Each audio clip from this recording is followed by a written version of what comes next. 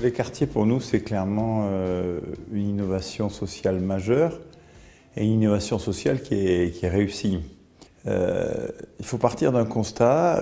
Une ville de 35 000 habitants, c'est une gestion lourde, et si on veut qu'elle soit réussie, il faut qu'elle allie les grands projets et la vie de tous les jours. Or, vous ne faites pas ça avec uniquement un exécutif municipal de 20 personnes. Et c'est à partir de ce constat-là que nous avons pris la décision d'associer à cette gestion municipale 207 conseillères et conseillers de quartier en leur disant vous connaissez votre quartier, vous le connaissez bien, vous vivez votre quartier et vous allez nous aider à bien gérer la ville. Clairement, c'est une innovation majeure, on en fait un bilan très positif et donc bien sûr on est mobilisé pour non seulement enraciner cette innovation mais aussi corriger les faiblesses qu'on a pu identifier, mais aussi donc lui donner d'autres dimensions. Mais les conseillers et conseillers de quartier très vite se sont dit bon, on est là, bien sûr on va faire ce que nous demande la mairie, c'est-à-dire on va les aider à prendre les bonnes décisions au niveau de la voirie, de l'éclairage public, de l'eau, de l'assainissement, des espaces verts. Mais puisqu'on est là, on va aussi mettre de l'animation dans ce quartier, mettre de la culture dans ce quartier, mettre aussi un petit peu plus de solidarité. Et très vite, il y a eu ces repas de quartier, il y a eu ces initiatives culturelles. Alors tout ça de manière spontanée. On va faire en sorte que le quartier soit aussi une vraie communauté. Et c'est à partir de là d'ailleurs que la mairie a imaginer les projets nouveaux et les dimensions nouvelles que l'on souhaite donner au conseil de quartier pour 2014-2020.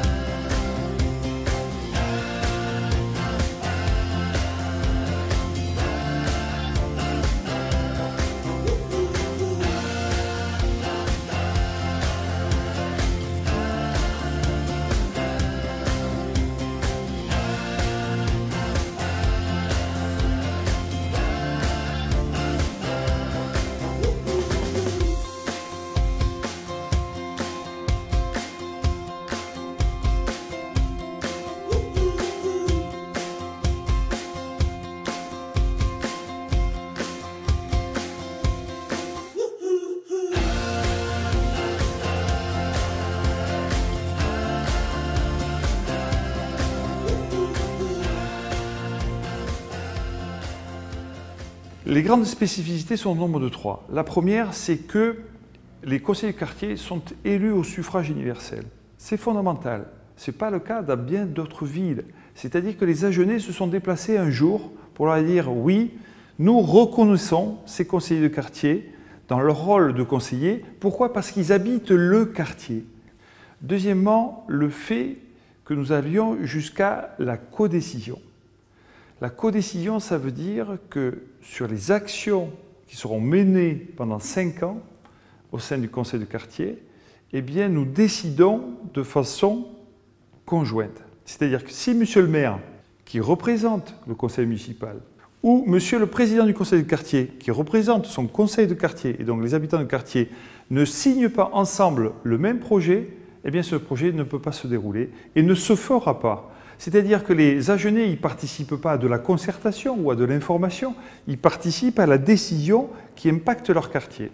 Et la troisième chose, c'est vraiment de dire que comme c'est de la planification, comme c'est contrat qui s'échelonne sur 5 ans, eh bien oui, le degré de réalisation, il est majeur, il est de 99%. Et donc ça rassure par rapport à la parole un peu politique de l'élu local. Oui, là, c'est un système qui fait que la parole est tenue. Maintenant, c'est clair, avec ce début de ce second mandat, nous inscrivons dans la durée les conseils de quartier. C'était une sacrée innovation lors du premier mandat. Alors, à l'intérieur du service vie des quartiers, nous avons nommé un correspondant proximité vie quotidienne par rapport à toutes les actions qui sont non programmées. Donc il y a d'un côté, soyons clairs, la programmation de l'embellissement et de l'aménagement du quartier pendant 5 ans. Et puis, les conseillers de quartier nous ont appris qu'il y avait beaucoup d'actions qui touchent la vie quotidienne sur lesquelles il fallait qu'on s'organise. Et je vous rappelle, peu de Agenais le savent, mais 32 actions de quartier sont réalisées par semaine, venant des quartiers sur des choses qui se sont passées. Exemple, un trottoir qui s'est un peu affaissé, une bouche d'égout qui est décellée, des choses qui font que, pour éviter des petits drames ou des incidents, eh bien, cette réactivité-là, elle a pu s'installer, elle s'est installée, et moi je peux le dire maintenant, elle est vraiment installée à l'intérieur de la mairie, et c'est venu, non pas de nous, mais des conseillers de quartier qui nous ont demandé de le mettre en place pour le plus grand bonheur des Agenais. La majorité des actions d'ores et déjà programmées pour cette nouvelle génération de contrats concernent des rénovations de voiries, pavage, réfection des chaussées, trottoirs, stationnement ou encore aménagement d'ensemble.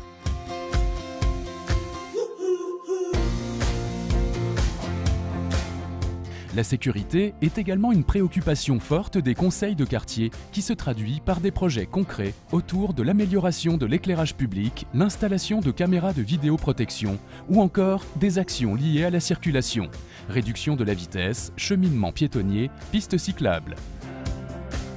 De nombreux projets tournent autour de l'amélioration du cadre de vie des habitants avec la création ou l'aménagement d'espaces verts ou d'aires de jeu, de mobiliers urbains, la propreté, installation de corbeilles ou de points d'apport volontaires, l'enfouissement ou l'effacement des réseaux.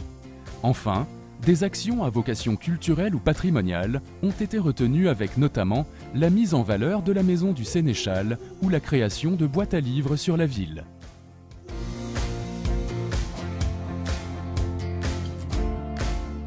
Venez, je vous amène au service de la vie des quartiers. Autour de Marie-Christine Lefebvre, Patrick, Aline, Karine et Hicham sont chargés de suivre vos contrats de quartier, vos demandes de proximité, vos animations. Au-delà de ces missions, ce mandat sera pour les quartiers devenir de véritables acteurs de la ville et du mieux vivre ensemble. C'est pourquoi nous avons ajouté dans nos engagements une nouvelle dimension sociale autour de 3 nouveautés. C'est d'abord le réseau de voisins bienveillants. Parce que dans les quartiers, vous connaissez bien vos voisins, l'objectif de ce dispositif est de lutter contre l'isolement des plus fragiles et notamment des personnes âgées. La deuxième nouveauté, c'est que nous créerons une accorderie. Ce concept, il vient du Québec. On s'entraide, on échange nos savoir-faire, nos compétences entre habitants. On échange de son temps, pas d'argent. 1 heure de service rendu, c'est égal à 1 heure de service reçu, et cela dans différents domaines. Par exemple, je propose des heures de bricolage et en contrepartie, j'apprends à parler l'anglais. Je garde un animal et j'apprends à cuisiner. J'aide à déménager, je propose du jardinage, etc. C'est une véritable tendance en France où il existe désormais 23 accorderies. Et la 24e sera à Agen. 3e nouveauté, parce qu'au premier mandat, les quartiers ont démontré leur capacité à animer au-delà du quartier. Nous lancerons tous les ans un appel à projets auquel les quartiers pourront participer afin de créer des animations en lien avec les acteurs culturels de la ville. Plus que jamais, nous avons besoin de vous pour mettre en œuvre ces projets et pour les relayer auprès de vos voisins. Être attentif à l'autre avec voisins bienveillants. Partager ses savoir-faire grâce à l'accorderie. Créer un événement culturel à Agen, c'est parti.